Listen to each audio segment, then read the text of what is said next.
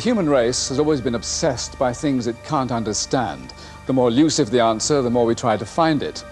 The Society for Psychical Research has compiled hundreds of reports since it was founded in 1882. These are just some of them, proving, the Society's members believe, the existence of paranormal phenomena.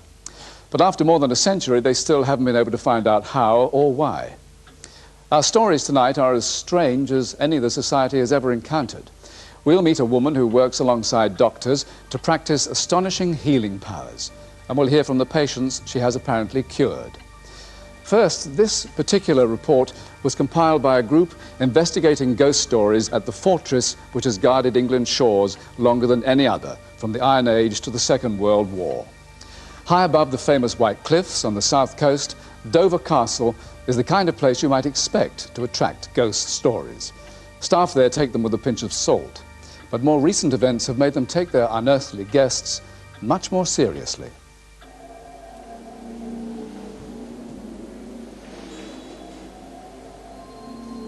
Nicknamed Hellfire Corner, damp and eerie.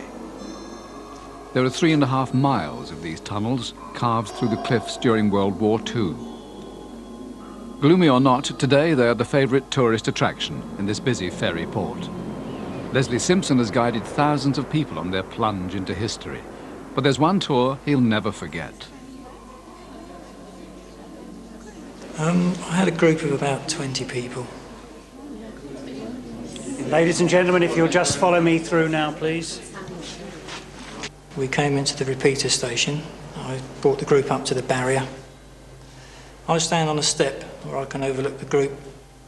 You're now in the Defence Telecommunications Network Station, DTN. I played we call this the repeater station. Information. All lines entering the headquarters came through a narrow well shaft, 150 feet below this room. I happened to notice the lady. She was very intent, and she suddenly looked very alarmed, and she fell down and slipped down onto her knee. I'm okay, I'm fine, I'm fine. But the lady wasn't really fine, as Leslie found out at the end of the tour. Thanks very much. Glad you enjoyed the tour. Goodbye. Bye. Goodbye. Thanks for coming. Are you okay now? You didn't hurt yourself in there, did you? No, I'm fine. But, well, this is going to sound very strange, but I think I ought to tell you what happened down there. Behind that, on the level above... She explained that she'd been watching a man. She had a uniform on, a naval uniform, down at the far end of the repeater station. And she thought he belonged here, part of the tour, tinkering with the equipment. It was essential that this equipment worked... She got alarmed because he started to walk towards the group. He was walking quite fast. He came down the second small flight of steps, and he just walked straight through the barrier and right through her. Technically, this room was known as a repeater or amplifier. This sighting is only one of many in a complex which spans 3 eras: the Hellfire Corner tunnels, the old gun rooms built to fight off Napoleon's threatened invasion, and the ancient castle where William the Conqueror once stayed. All have reports of inexplicable goings-on. Bomb-proof and impregnable, the evacuation of Dunkirk was planned here. Hundreds of people lived and worked inside the cliff face. The tunnels were sealed for half a century before being opened up as a museum. Even now, visitors are allowed round only with supervision. Some would say for good reason. I had a tour group of about 25 to 30 people, and the tour had been going well until we reached the repeater station. I noticed a father and daughter standing slightly away from the rest of the group. 150 feet below this room, connecting with the main distribution frame behind the desks. The girl appeared to be in communication with somebody who appeared invisible to me, and her father was looking on interestedly. And then all of a sudden the father disappeared out of the repeater station. This equipment worked at all times. At the very rear of the tunnel is the... Can you stay with the rest of the group, please? Where 24 GPO engineers... Yes, of course. Sorry. 24-hour standby. Karen tried to forget the incident and carried on with her tour. we move into the next room, ladies and gentlemen, a piece of light-hearted information for you. This room is supposed to be the most haunted room in Hellfire Corner. Yes, I know, and I've just seen the ghost. At that point, I thought we got a bit of a one here and dismissed what he said. OK, ladies and gentlemen, if you'd like to follow me. He was very casual about the whole thing, but the girl was very withdrawn and shaken. She looked in shock, in fact. Karen realised something very unusual had happened, so she took down the details. He said his name was Bill Billings, and he said he was killed when he was assembling an amplifier rack or something. I thought that they had definitely seen someone down here. Despite such testimonies, some of the castle staff are quite sure that the reason for it all is a perfectly natural one. After 8 years of taking groups around the castle, Philip Wyburn Brown thinks he knows what's behind the apparently abnormal activities. The building is 800 years old. It's built high on the cliff. It is subject to a lot of wind and air currents up here. So I think a lot of it is very much the natural phenomena of the building itself.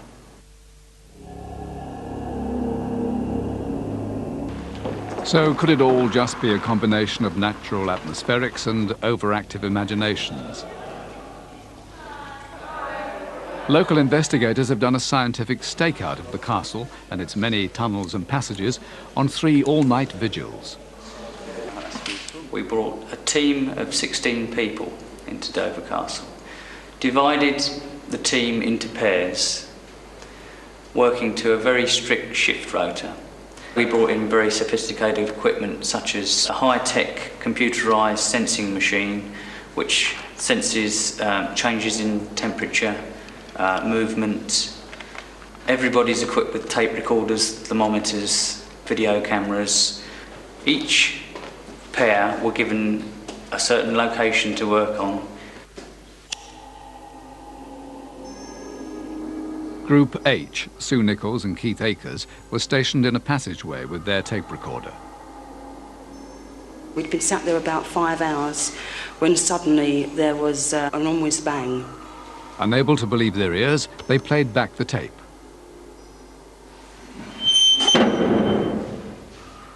And we knew there was no doors anywhere around. There was nobody else near us.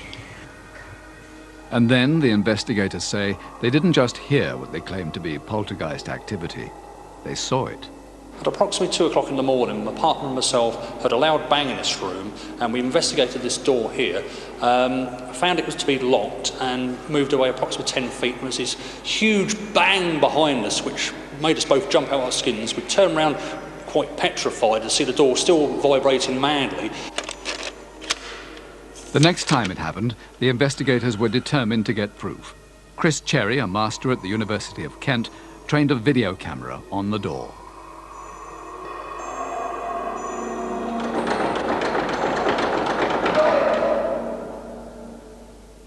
The noise was quite tremendous, and all those tapestries above our heads started swaying. And this was rather extraordinary. We thought we got a paranormal phenomenon. And I very stupidly yelled out, "We've got it!" And of course that screwed the whole thing up, and it ceased.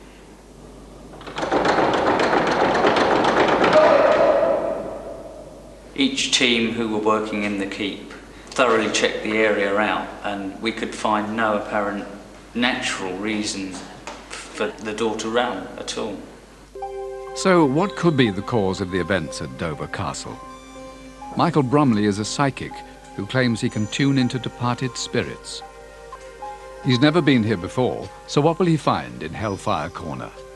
This area is very powerful and very strong. I would expect that at different times people walk through here. In the repeater station, Michael came up with a name.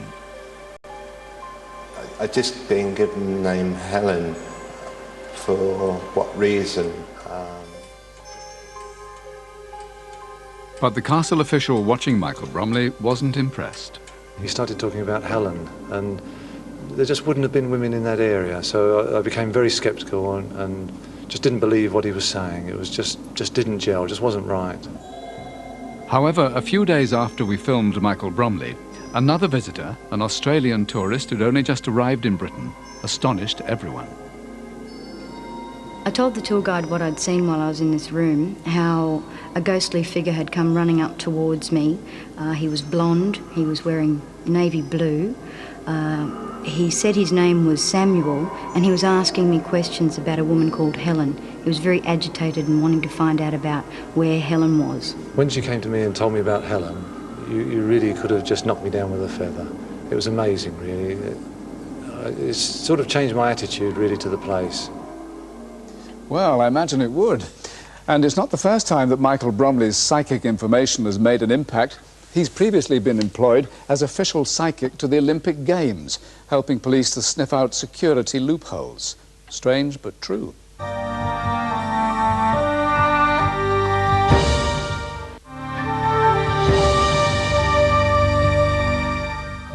Think of the world's greatest discoveries and inventions.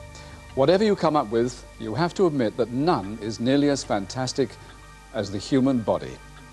Our eyes can take in more than the largest telescope. Our brains are more complex than the most powerful computer. And all the information in this bookcase would just fit into the genetic blueprint of a single human cell. And all that from something that's about 70% water. Even now, scientists don't really understand what it is that gives us the spark we call life. And there are still many conditions where conventional medicine has unfortunately had to admit defeat. But there are those who claim they can perform the most amazing cures without drugs or surgery. And some doctors are coming to believe it too. All the doctors refer patients to Lorraine. We don't think that what she does is really any different to what we do. Hello. I have an appointment with Lorraine Hamm. Even if you can't understand something, if for some people it does seem to be effective, then why not use it? I thought it would be akin to a religious experience, people standing around a font or something like that, dunking people into religious water and healing them that way. I can have a look in that ear, if I may. A doctor's surgery in Otley, a Yorkshire town where people aren't given to exaggerated claims, especially the doctors. But when their medical powers can do no more, they've come to accept the more unorthodox methods of Lorraine Hamm. So much so that Lorraine now works at the surgery. I'll often start at the head, and what's happening then is I'm just sensing a little bit deeper as to what the problem is. Lorraine says that without even touching, she feels energies in the body, and the healing begins. There are energy centres throughout the body. I can usually sense where there's a depletion or if it's overcharged. And so really it's a matter of balancing and unblocking energies that may be causing the problem in the first place. Even a local vicar describes Lorraine's powers with a word he doesn't use lightly. If you'd asked me to describe a miracle, I couldn't perhaps describe it in any other way. The Reverend Alan Kitchen had a severe neck injury. One morning he woke up in agony. I need a doctor, dear. I can't move. The pain came all down my arm and into my fingers, and it really was agony. The doctor came in and consigned me to this hospital for 10 days traction. Although on the face of it, it's only one small part of the body which is affected, the pain is so severe that individuals can sometimes hardly move. They sent me home. All they'd given me was bottles of painkillers, really, and just told me to rest in bed. He seemed to be in a lot of pain. You could see by his face, it was distorted. The vicar's wife called in Lorraine. Hello, how are you today? My neck and my arm hurt. In fact, they hurt all the time. I've never known nothing like this. I sat at the bottom of the bed and I watched her. Right then, let's see. She never actually touched me as such. She never once put a hand on me in any way at all. But to begin with, it only seemed to hurt more. After a while, the pain began to build up, and it built up so much that I've had to say to her, give it a rest for a minute. It's hurting too much. Please stop. Just try a moment longer. Then all three, the vicar, his wife and Lorraine, noticed a remarkable change. Suddenly something happened in the room. There was a brand new atmosphere in the room, a tremendous sense of peace. And then he relaxed and his pain had gone. It was very emotional, very special. It's very difficult to put into words a feeling like that. It was just lovely to see him walking around again and not in any pain anymore. It was really tremendous. We have no scientific explanation why that should happen. After such a long period on traction and then 2 weeks bed rest, to suddenly get up and walk sounds almost like the stuff miracles are made of. So what are the healing powers which Lorraine Hamm apparently possesses? Her family is originally from New Zealand, where her great-great-grandfather was a Maori chief and master of medicines and bush plants. There is always a possibility that there is a link between a great-great-grandfather's healing abilities and mine. She's been far more successful than I had anticipated. Approximately 80% of all people who go and see her feel that they've benefited, and many people have been greatly improved by her treatment. But how is Lorraine Hamm so successful? Does she really bring about physical changes? I think that faith healing does work, but there's no special physical process taking place. This is a psychological process. They make the patient believe they're going to get better in the way that a convincing doctor might do. And it is this mind over matter, influenced by the faith healer, that makes the patient get better. But Lorraine insists those she treats don't have to believe in her powers. Speedway rider Gary Havelock certainly didn't.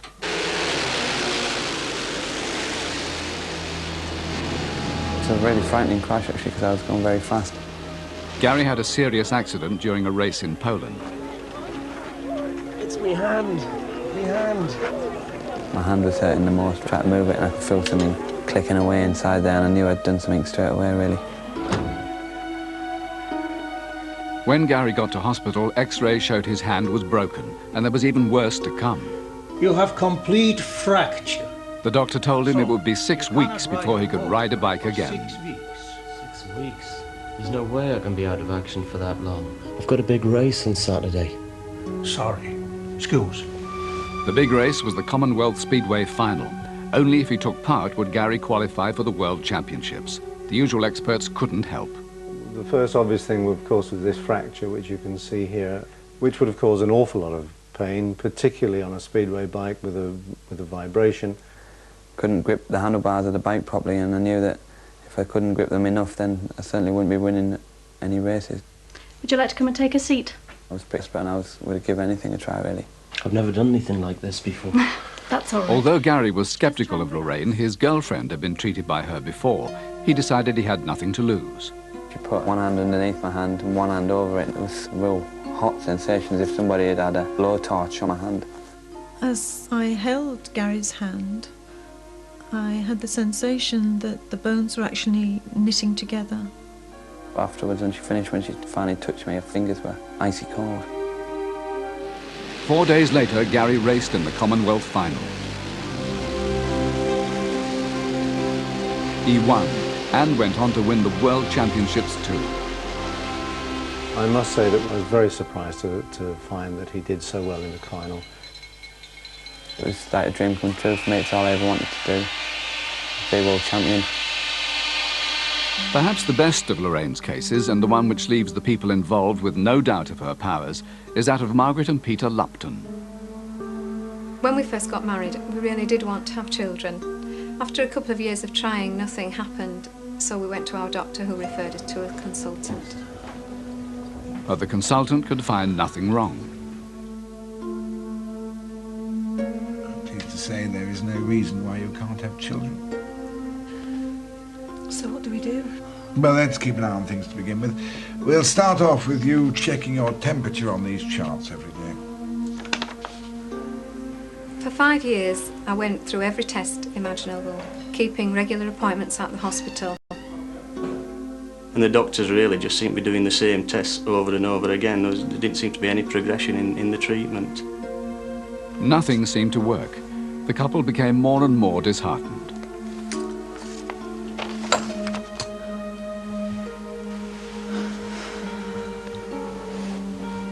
I'm all right. I'll be asleep in a minute. I just want to sit up for a while. In the end, I'd just had quite enough. We decided to just get off the merry-go-round and leave it. We'd had enough of all the tests. The Luptons built themselves a life without children. They enjoyed holidays around the world, and Margaret worked hard at her career.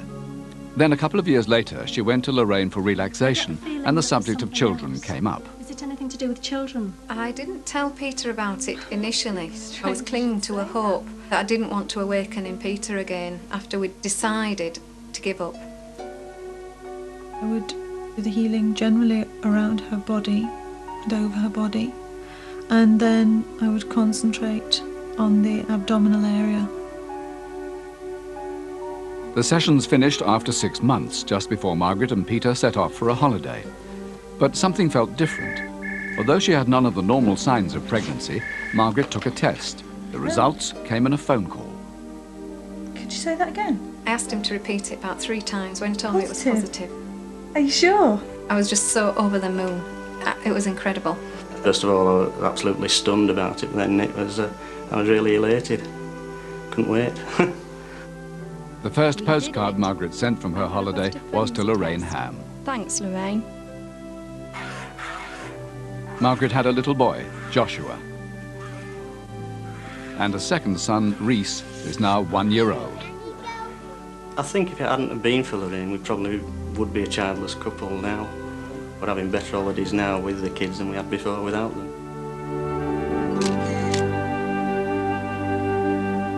There's one for the family album they thought they'd never have.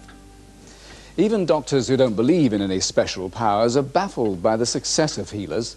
They argue that people are getting better because they think they're going to get better. But if the human mind can cure physical conditions all by itself, it may be even more remarkable than we think. Until next time, good night.